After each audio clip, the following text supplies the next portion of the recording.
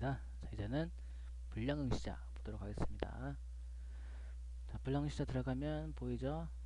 자, 불량응시자가 뭐냐면 이 테스트를 응시하는 방법이 있죠. 테스트 응시 목록에 가서 자신에 맞는 그 목록을 클릭해서 테스트 응시를 하고 응시를 하면 답안지를 제출해서 종료를 시켜야 그게 제대로 성적이 반영이 되는데, 그게 아니라 뭐 이상한 경로를 통해서 뭐 주소창에 주소를 막 다르게 입력해서 한번 정답을 한번 어떻게 보려고 그런 분들이 있어요. 그런 분들이나 아니면 테스트를 응시하는 중간에 답안지를 제출하지 않고 그냥 응시하는 창을 꺼버리는 경우도 있어요.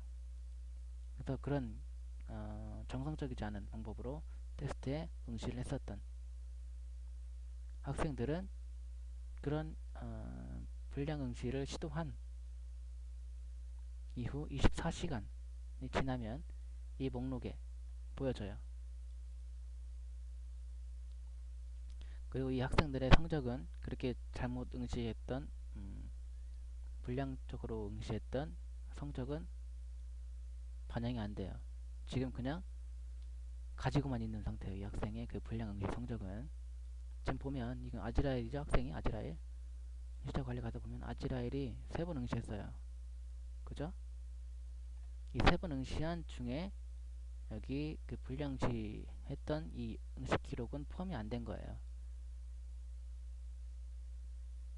아시겠죠?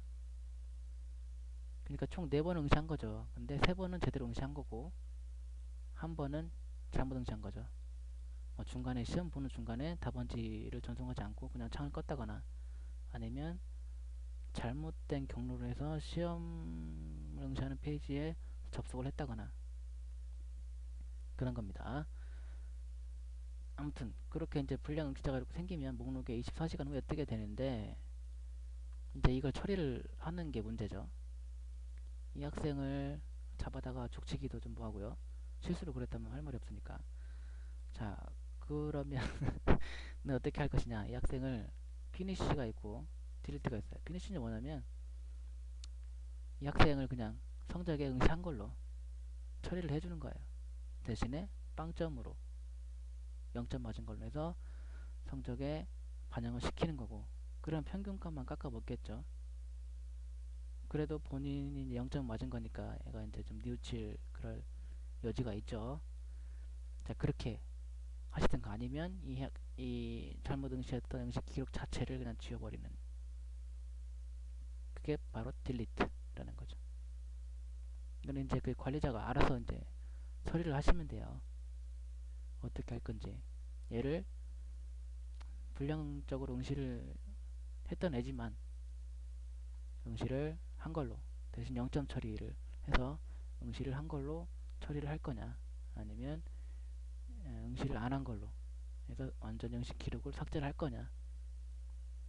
응시 기록을 삭제한다는 게 이 학생이 응시했던 기록을 다 삭제한다는 게 아니라 이 불량 응시 했던 이 불량 응시 기록만 삭제하는 거예요. 그래서 지금 보시면 응시자 관리 가서 보면 아지랄 이 학생이 3번 응시한 걸로 나오죠. 여기에서 이 학생을 피니쉬로 하면 0점 처리하는 거죠. 0점으로 하지만 시험에 응시한 걸로, 그러면 4번 응시한 걸로 나오겠죠. 이제 얘가 추가가 되니까 정상적으로 0점이긴 하지만. 자, 그러면 삭제가 됐고 응시자 관리 가서 보면 4번 응시한 걸로 나오죠. 이제 아까 3번이었는데 한 번 잘못 응시했던 거를 그냥 응시한 걸로 해 놓은 거죠. 정리를 한 거죠, 데이터를. 그러니까 4번 응시한 걸로 나오죠. 볼까요? 0점 맞은 게 분명히 있을 거예요. 여기서는 볼 수 없고요. T차트를 봐야 되나? 아니, 차트 보면 안 되고 텍스트로 봐야 되겠죠. 자, 이거죠. 백제왕에 대한 테스트입니다. 이걸 0점 맞은 거죠, 점수를. 0점으로 처리해서 넣어준 거죠, 기록으로. 불량응시 기록 여기서. 근데 삭제를 했을 경우에는 여기에도 안 잡혀요. 그냥 그 불량응시 기록이 자체가 삭제가 돼요. 아시겠죠? 그래서 이제 그 불량응시자가 생겼을 경우에 관리자가 알아서 피니쉬나 딜리트 뭐 적절하게 관리를 해주시면 됩니다. 자, 그러면 불량응시자 설명을 여기서 마치도록 하겠습니다.